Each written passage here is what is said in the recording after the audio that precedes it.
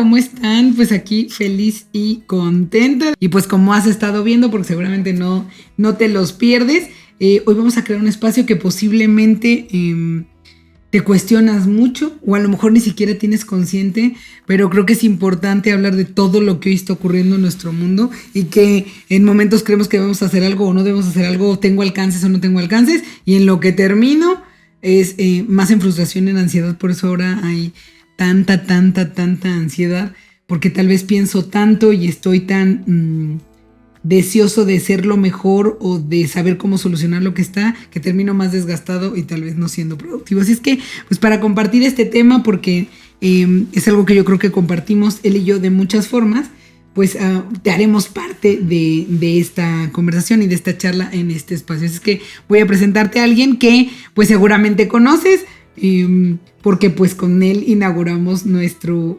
podcast Frida Mental. Él... Pues con él comparto muchas cosas, porque aparte de que es mi marido y mi compañero de vida, pues es mi socio en todo lo de Frida Mental, es nuestro CEO del corporativo, y que me parece que es hermoso que tú escuches cómo mira las cosas del mundo, porque puede abrirte posibilidades como las que a mí me gusta que tengas para que te hagas mucho más simple la vida. Así es que sin más preámbulos te presento una vez más a José Roberto Rivera. ¿Cómo estás? Bienvenido. Estoy muy contento, agradecido, asombrado de esta segunda temporada y pues listo para seguir creando cosas para compartir con las personas. Padrísimo. Fíjate, quiero empezar con, pues como yo he estado viviéndolo. Al final yo soy una, pues apasionada de todo lo que tiene que ver con el ser humano, pero tengo recuerdos muy marcados, y ahora que soy mamá, pues me regalan mis hijas más reflejos de mí. Y tengo muy claro, mi papá es abogado y trabajó en Condumex en algún momento. Y esta empresa estaba en Chimalistá, que es un espacio muy hermoso en la Ciudad de México, que tenía unos árboles y unos jardines brutales. Y un día, mientras estaba en la oficina con mi papá, veo como uno de los jardineros estaba cortando un árbol y veo cómo cae un árbol. No les puedo explicar, seguramente era menos grande de lo que recuerdo porque yo era muy pequeña, pero vi cómo cayó un árbol inmenso y que me parecía majestuoso, cómo cayó al piso. Y vi la cara de mi papá mientras yo me puse a llorar como si hubieran matado a alguien. Y tengo muy fresco el recuerdo de: papá, ¿por qué están acabando con los árboles? Y él me volteó a ver con cara de: relájate, ¿qué pasó? Y lo traigo al espacio porque yo misma todavía vivo asombrada de cómo desde que tengo uso de razón yo vivo pensando cómo puedo contribuir para que el mundo sea mejor. Y del mismo modo les podría contar cuando desperté a las 7 de la mañana, prendí la tele y estaba ocurriendo las Torres Gemelas. Y pues a mis 21 años yo no sabía qué podía hacer, pero sí sabía adentro de mí que yo tenía que estar haciendo algo. Y entonces por eso hoy soy empática con que muchos momentos de mi vida, ver lo que está pasando en el mundo me hace creer que puedo hacer algo, pero luego me siento tan pequeña que creo que no puedo hacer absolutamente nada. Y si hoy me voy, aunque ya soy mucho más grande, me he estado relacionando con cómo sí puedo contribuir para que entonces yo me sienta parte de los alcances que sí puedo tener, y claramente aceptar que pues no puedo ni ir a quitar el hambre al otro lado del mundo, o no sé cómo, o todo lo demás que está alrededor. Entonces me encantaría saber cómo es que hoy vives, o cómo es que ves, porque parece que es de esta época y en realidad pues revisamos todas las épocas. En todas las épocas hay cosas, conflictos y situaciones, pero creo que es un reto cómo los seres humanos decidimos evadir, no ver o padecer lo que inevitablemente es parte de la evolución del mundo como seres humanos, y que creo que solo vivir diciendo cómo estamos destruyendo todo pues no hace un gran plan de acción para movernos. Entonces, ¿tú cómo experimentas o cómo has experimentado? A lo mejor también has tenido un proceso de vida con respecto a eso, pero ¿tú cómo vives todo lo abrumante que es? Porque aparte hoy tenemos más acceso a la información que nunca, todo lo que ocurre en tantos lados, porque por minuto nos podemos enterar de millones de cosas. ¿Cómo vives eso? Pues yo no estuve frente a un árbol. Pero sí que supongo que por muchas decisiones en las que hemos transitado, cosas como percibir el mundo, Es como parte de por qué hoy tú y yo platicamos. Cuando yo era niño me sentía sensible ante como la pobreza. No sabía que... Bueno, me ponía triste cuando veía que un niño se me acercaba a pedirme dinero. O cuando tocaban personas a la puerta y yo en shorts salía el fin de semana para preguntar quién era. Donde yo vivía de niño, pasaban muchas personas a pedir dinero o a pedir comida o a pedir ropa. Hasta tenían como su discurso de no tiene zapatos, ropa, que le sobre. Entonces yo recuerdo mucho que eso lo padecía, lo sufría. Una parte de mí creía que tenía que ser yo algo con eso, que tenía un privilegio por vivir como vivía y eso me daba acceso a dar cosas, ¿no? No tenía este nivel de cuestionamiento tan claro en mi cabeza, pero pues sí sentía muchas cosas y entre esas cosas pues yo trataba siempre de, por ejemplo, con los que pedían comida, pues yo me metía a la despensa de mi casa y sacaba una bolsa de frijoles o una bolsa de pasta o lo que yo veía para darles algo. O sea, de hecho en algún momento ya tenía así como mi filita de los fines de semana porque hasta preguntaban por mí, ya me conocían. Y sobre todo porque siempre buscaba como saber qué estaba pasando. Cuando les daba algo, la mayoría de las veces me daba o les preguntaba por qué estaban pidiendo comida. O ya más adelante en mi vida de adolescente, pues semi-adulto, joven adulto, empecé a ir a asilos, empecé a estar iba mucho a un centro de rehabilitación para niños. Los fines de semana nos había invitado a un matrimonio que era como un patronato que les habían dejado una casa hogar de niños con problemas de adicciones y de ingobernabilidad. Yo no sabía qué era eso en ese momento. Y yo asistí a un grupo en una iglesia y nos habían invitado para que los fines de semana, el domingo en la mañana, fuéramos a jugar con ellos, que era como el espacio en el que ellos tenían más libre porque no tenían actividades. Ellos, por lo que entendía en ese lugar, pues iban a la escuela, tenían psicólogos y así, entonces el domingo era como más de libre. Diversión.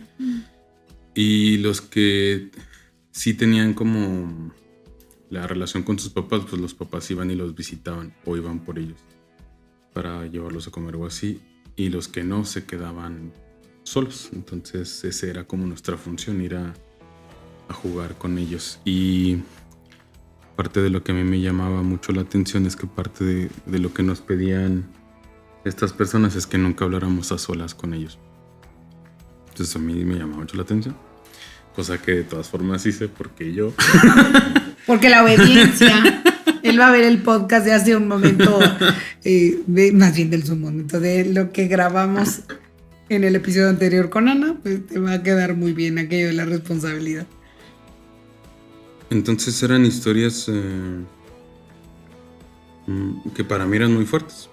Yo recuerdo mucho a un niño que tenía como 11 años, pero tenía un cuerpo como de 6. Porque dado que nunca tuvo como la nutrición que requería su cuerpo no se desarrolló. Entonces era toda una experiencia convivir con él porque él era mucho más inteligente de lo que aparentaba, ¿no? Y era una persona, era un niño que ya había vivido muchas cosas en su vida, entonces ya no le quedaba inocencia. Era muy fuerte mirar eso a través de mis ojos, pues en ese momento percibir esa realidad pues me daba incluso como vergüenza yo haber tenido otra vida, ¿no?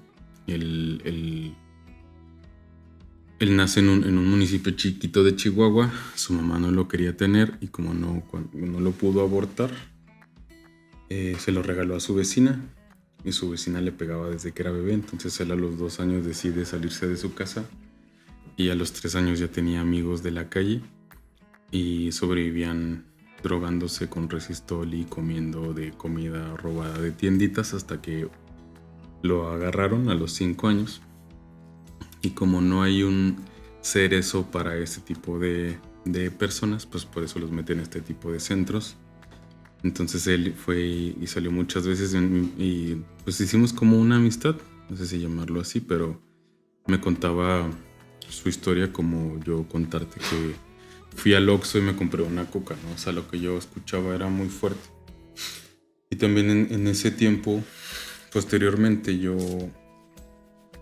tenía una inquietud, siempre, bueno, no sé si siempre, pero pues iba de misiones, estaba en grupos de servicio social, estaba incluso hice una asociación civil a los 18 años con el afán como de salvar al mundo.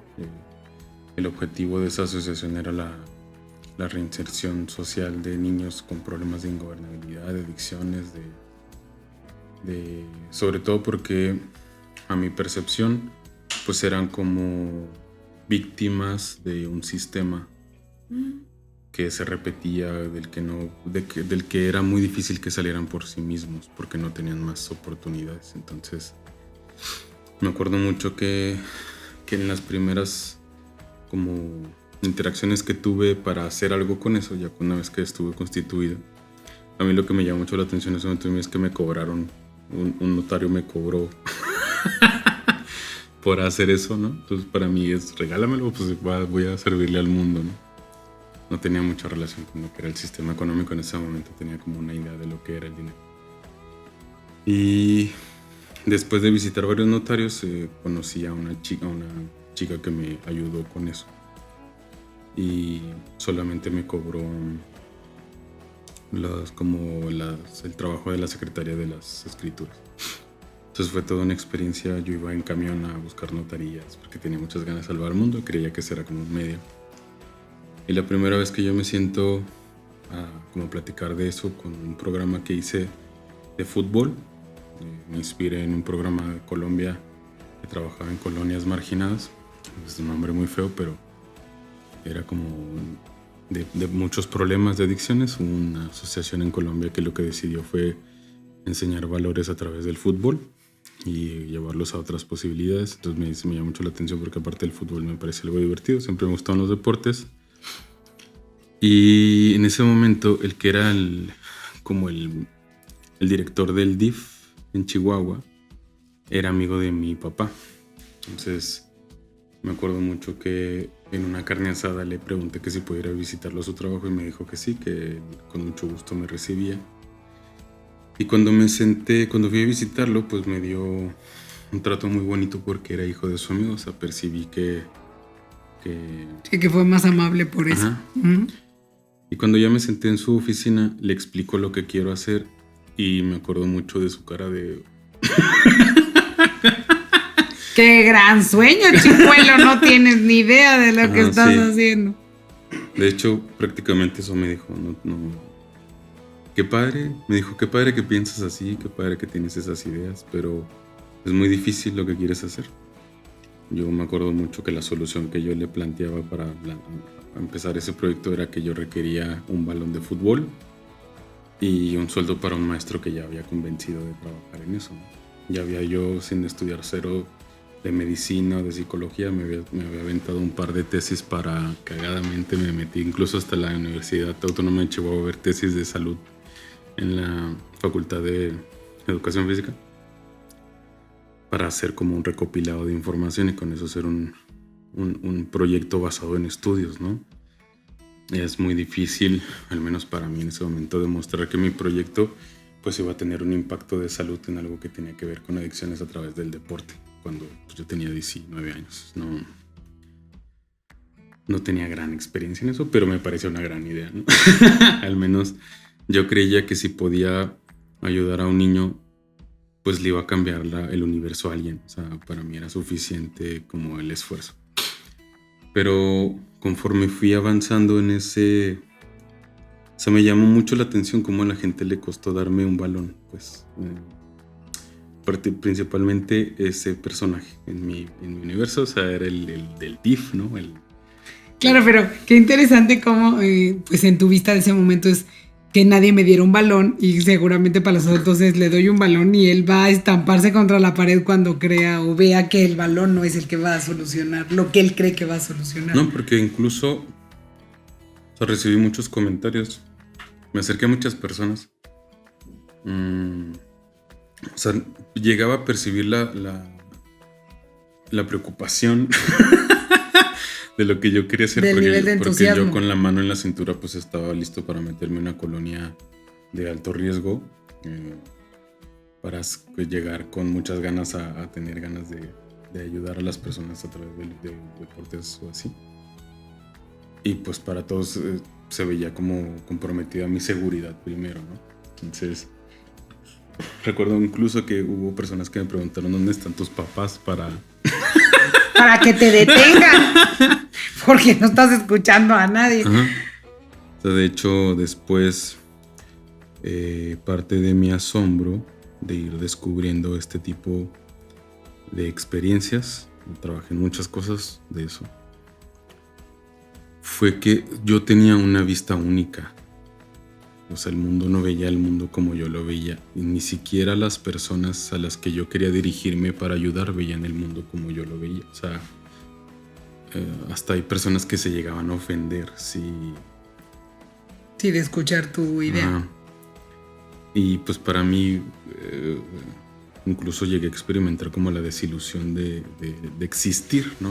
En este universo, en este mundo, ¿no? En el punto en el que yo estaba viviendo todas esas cosas, porque aparte pues en momentos me tomaba espacios para ver videos de Martin Luther King o de Nelson Mandela o de la Madre Teresa de Calcuta. Entonces un Mahatma Gandhi, ¿no? Que un universitario que tenía mucho compromiso con la libertad social. Sí, tu inspiración te decía, claro que podemos. Ajá. Ellos no entienden. Sí. O sea, sobre todo, no sé, de escuchar muchas entrevistas o documentales de Nelson Mandela, de cómo él tenía como muy claro la importancia de la libertad de su país en cuestión de su relación con el Reino Unido y cómo autodesarrollarse como país y crear una sociedad de igualdad. Pues todo parece súper padre, ¿no? Incluso era muy motivante, pero mi frustración se fue haciendo más aguda porque en algún momento llegué a incluso sentir, no sé si realmente lo podría describir de esta manera, pero sentía que no importara que hiciera nada, era un gran impacto, ¿no? Trabajé con muchos niños, trabajé con viejitos y yo tenía como abuelitos que iba a visitar a asilos.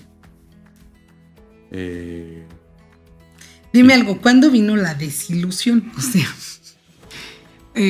porque seguramente toda esa búsqueda de que ocurriera, todas esas ganas, y te lo planteo así porque claramente yo tuve mi momento de desilusión, pero hubo un momento en el que te sentaste y dijiste, ya, o sea, olvídenlo pues, yo y mis geniales ideas, mis 80,000 intentos y claramente hay lo que hay y el mundo está como está. Tuve muchas, pero particularmente creo que la más aguda, porque tenía como un espíritu muy chistoso de vamos a sacar esto adelante y así, ¿no? O sea, no importara cuántas personas con brutal honestidad y su mejor intención tenían ganas de parar, ¿no? De apoyarme, pues. Sobre todo porque incluso dejaba de ir a la escuela o dejaba de salir a fiestas o sea, por platicarte de mis visitas a ese centro de niños, pues era los domingos en la mañana y muchas veces yo decidía no salir a pistear en la noche del sábado o salir a beber y desvelarme porque no llegaba a la cita para llegar al camioncito que nos llevaba a ese lugar, y aparte llegar crudo y con aliento alcohólico me parecía malo o que no era lo adecuado, pues. Pero particularmente en una reunión de negocios de mi mamá, estábamos atendiendo a unos clientes en Pachuca, y después de la como comida de negociación y así, se hizo borrachera, bueno, empezaron a sacar alcohol y empezó como la parte de relaciones públicas, y hubo un empresario de aquí de Chihuahua que me dijo algo así como, yo de chavo era como tú, me dijo algo así. Yo quería mucho arreglar el mundo y ayudar a las personas, pero en algún momento me dijo, aprovéchalo ahorita que puedes. Porque en algún momento, sí, como resumiendo esa conversación, me dijo, te vas a tener que hacer cargo de ti. Pagar tus cuentas, pagar tus recibos. O sea, no es lo mismo ahorita que vives en casa de tus papás. Sí, te vas a tener que hacer cargo de tu mundo. Ajá. Ahorita entretente con el resto del mundo. Ajá. Te vas a querer casar, vas a querer tener hijos. Me dijo, mi campo de acción se resumió a eso. Mi campo de hoy todo lo que sé que puedo ayudar o salvar o transformar o cambiar está en mi casa. Y pues como alístate para el día que despiertes y quieras eso, porque no vas a poder hacer las dos cosas. Entonces me pareció que tuvo tanto sentido lo que dijo que me enojé mucho. De hecho, esa noche yo lloré. O sea, me salí de la reunión, estábamos como una especie de rancho. Yo tenía 21 y lloré mucho esa noche. Porque estaba muy frustrado ya tenía años trabajando así en esas cosas, porque aparte todo lo hacía pues servicio comunitario, o sea, no ganaba dinero de eso, no. Y si había gente que me quería ofrecer una propina o una madre así, pues yo me sentí ofendido porque estaban irrumpiendo mi servicio de salvar el planeta. Entonces ese día algo cambió. Porque también yo ya me percataba que había planes en mi vida que no estaba desarrollando por estar pensando en otras personas.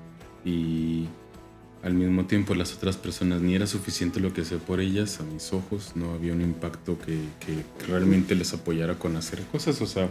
No, y que algunos tal vez ni siquiera veían que estaban viviendo como tú lograbas ver. ¿Me expliqué? Uh-huh. O sea, seguramente cuando se ven niños pidiendo, pues nuestra vista, dada la vida que tenemos, pues es distinta de lo que en momentos un niño realmente a su vista y sus necesidades quiere. Sí, porque aparte yo ciertamente todavía a esas alturas de mi vida no tenía una real conciencia de lo que yo costaba. No sabía qué era eso. Recuerdo mucho que después de ese evento mi conversación conmigo mismo de ayudar a las personas cambió, entonces quería hacer algo más todavía, o sea, reté a ese tipo de voces que me iba topando con el mundo porque yo quería tener razón. Me acuerdo mucho que me visitaba un chico los fines de semana con afán de limpiarme el jardín. Cero me limpiaba el jardín, pues, o sea, traía unas tijeras oxidadas que yo creo en su puta vida usaba. Pero era como el gancho para pedir dinero, ¿no? Yo ya a esas alturas ya conocía su nombre, conocía un poco de su historia, porque él llegaba, le daba de comer, y le daba agua y platicaba con él mientras comía, ¿no? Él me contó de que parte de lo que él vivía era que tenía adicción del cristal, me parece. Entonces yo le cuestioné que por qué no en lugar de pedir dinero trabajaba.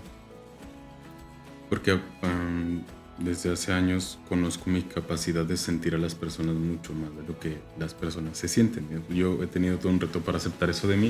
Uh-huh. Muchas veces preferí ponerlo en que estaba loco. Y me acuerdo mucho que lo que le dije a mí me pareció una gran idea, ¿no? Porque si me escuchaba y agarraba el pedo, ¿no? Iba a ser así como, no mames, sí, o sea... Tienes razón, trabajaré, pedir dinero, es absurdo. Ah, qué pendejo. Porque aparte yo algo que notaba en él era como está abogado en su historia de su propia victimez. Realmente él no le gustaba pedir dinero. Era mi vista. Solamente tenía mi vista. O sea, veía cómo perdía su dignidad, cómo perdía sus ganas, cómo no tenía ganas de soñar ni de vivir. Simplemente él ya había tenido un modus vivendi. Sí.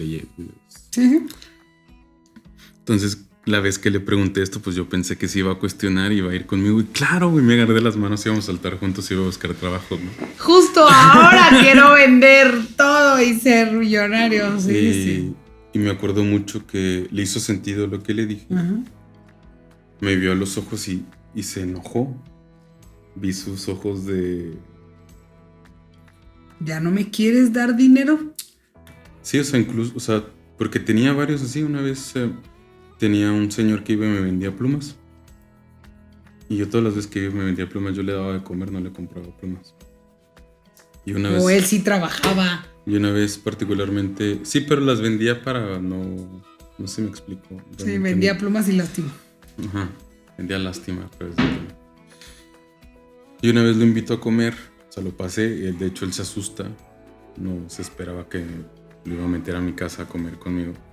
Incluso estaban unos amigos y mi abuelita, entonces todos sacaron de pedo porque sentí un güey que llegó a tocar la puerta y le serví igual que a los demás, platiqué igual con él que con todos los demás.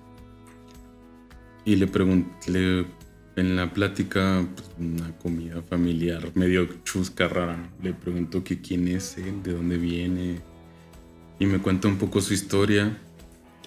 Y entre su historia me cuenta que él en algún momento pues fue alguien,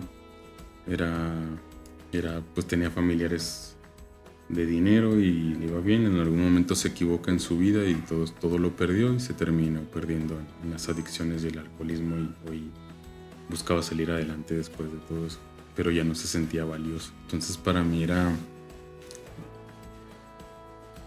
como muy asombroso la forma en la que yo quería ver a las personas y al mundo, porque parecía más que yo quería vivir en una fantasía. Esa fue como la aguda conclusión que a la que llegué un día. No. Pero entonces qué interesante, o sea, pues todo esto es lo que de niño percibiste y de adolescente estuviste dispuesto a experimentar y de joven sostuviste. Pero entonces hoy que ya está más parecido a lo que aquel señor te dijo a los 21 que te rompió el corazón en pedazos y te dijo, sí, bueno, ya que tengas responsabilidades, tus ganas de salvar al mundo ni tiempo vas a traer. Entonces hoy, pues que está, pues prácticamente como él te lo dijo, entonces pues hoy estás casado, hoy tienes familia, y entonces hoy que hay una guerra en una parte del mundo, hoy que entonces la economía, hoy que entonces la política, hoy que el calentamiento global, hoy que hay extinción de animales, hoy que hay todo este reto de si elijo hoy ser un koala, quiero ser respetado como koala y quiero vivir así. Cuando tú volteas y ves a todo ese nuevo movimiento del mundo, todos esos cambios, todo lo que eso provoca, si entonces el aborto sí o no, si entonces el feminismo, si entonces que ahí te volteas a ver y que ves que dado toda esa experiencia que has tenido en tu cabeza es hago algo, no hago nada, cómo vives hoy con ese soñador que quería cambiar el mundo y hoy en tu realidad, cómo lo vives, cómo está. Pues tuvo varias etapas, como las primeras que empiezo a vivir, de como enfrentarme a esa realidad que todo el mundo me dijo a la que en algún momento iba a llegar. Primero fue como desilusión, fue una desilusión muy profunda. Pues, perdí ganas de vivir.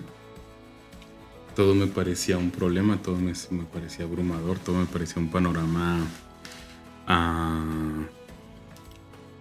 pues desalentador, o sea, no importara dónde volteara, pues todo parecía que se iba a perder, las economías, todo es un problema. Incluso en mi llegar en esa profunda conexión de esa realidad frente a mí, incluso llegué a cuestionarme dónde estaba Dios. Empecé a buscar a Dios en ese universo, ¿no? Porque yo desde niño recuerdo que tengo una relación con él, creo que existe y creo que está ahí porque lo siento. Y pues con maestros pues aprendí del catolicismo, de muchas religiones, pero en realidad pues digamos que siempre he creído que hay algo más que yo, aunque incluso antes de que me hablaran eso. Y fue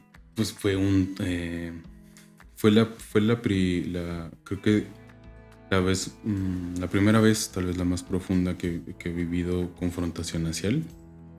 Como, ¿dónde putas está? ¿No ves este tiradero? ¿Quién va a parar a estos que están diciendo todo?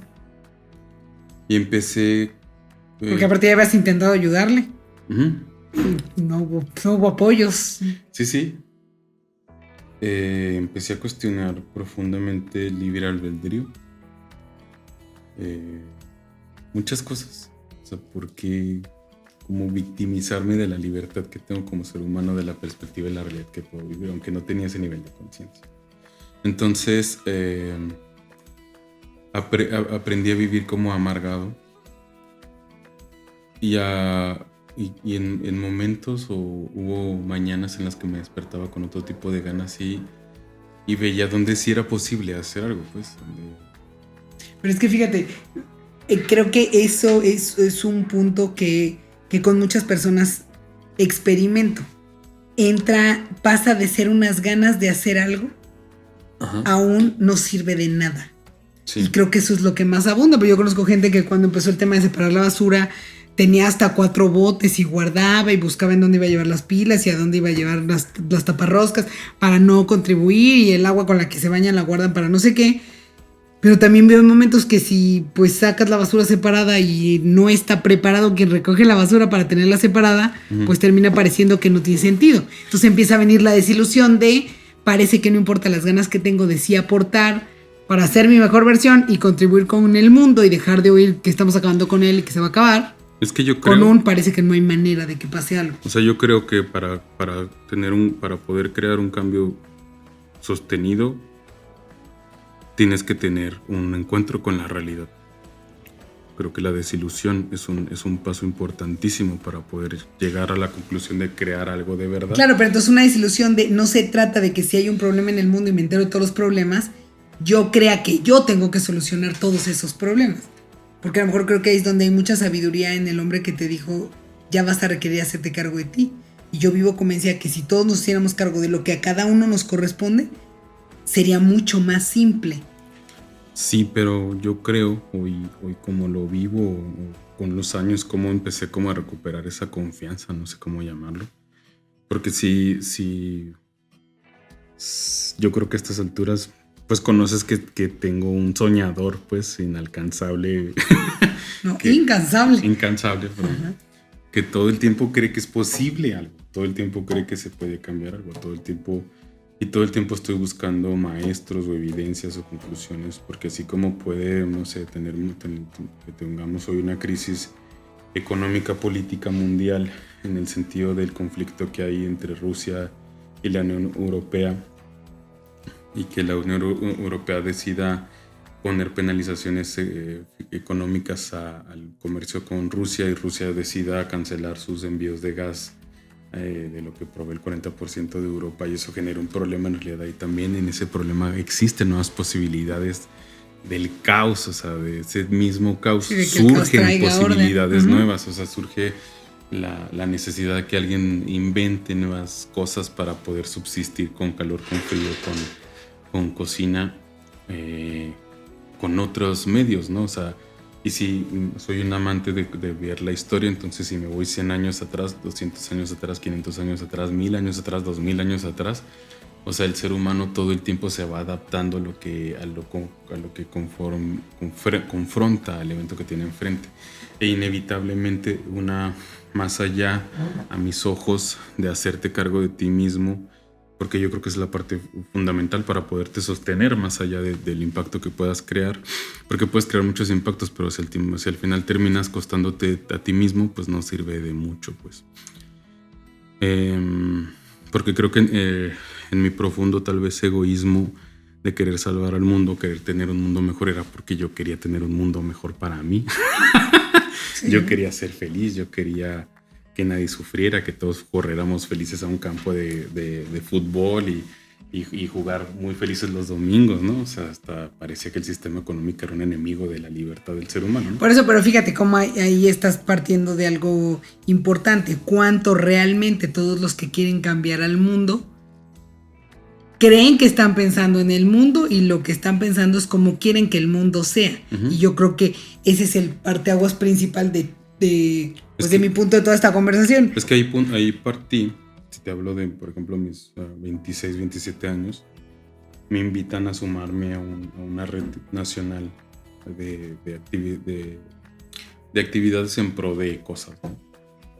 En ese momento estábamos haciendo actividades en pro de políticas pro vida. Yo en mi universo creía que había posibilidades para una persona que naciera, pues él tenía el derecho de decidirlo, ¿no?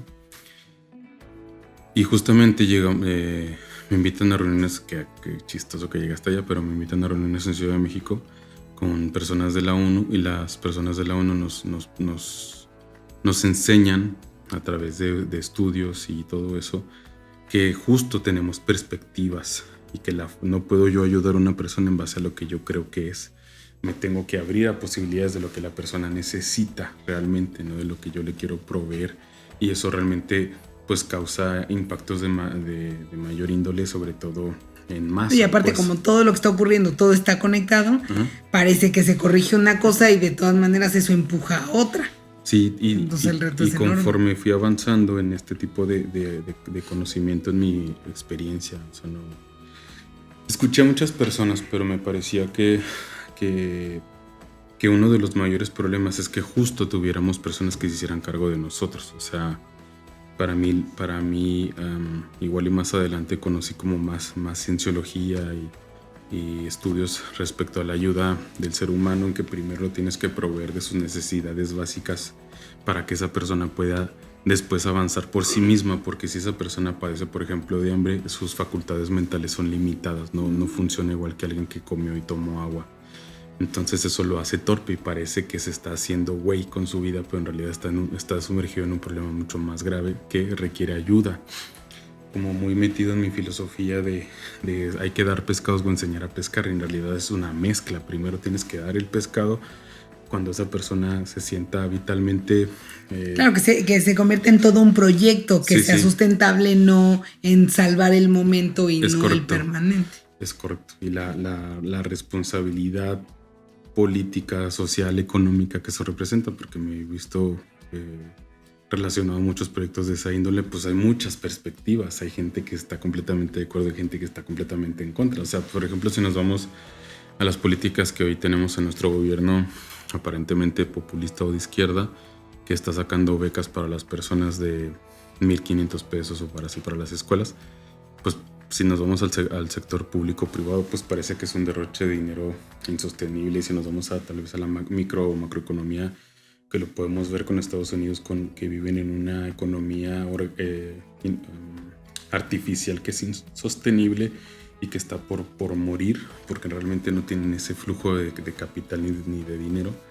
Y como aparentemente esa inyección del gobierno a la sociedad civil en pro de ayudarlos puede que eventualmente se vuelva un problema, pero sí hay personas que sí viven de eso, o sea, sí... Claro, es que ese es el punto, como pues desde donde yo estoy observo las problemáticas y desde ahí creo que hay las soluciones y desde ahí me enojo con cómo debería ser. Y por eso para mí es hoy por hoy, en este momento de mi vida, con mis alcances, mis temas y mis tiempos, mi manera de contribuir con el mundo pues es asegurándome de que mi pequeño mundo funcione. Sí, pero yo creo también que en mi universo parte de algo que yo no esperaba conocer, que fue donde tú y yo nos conocimos, pues encontré un espacio donde yo podía ayudar a las personas a crecer por sí mismas y después eso hacer un impacto. Enseñarles a que... Ajá.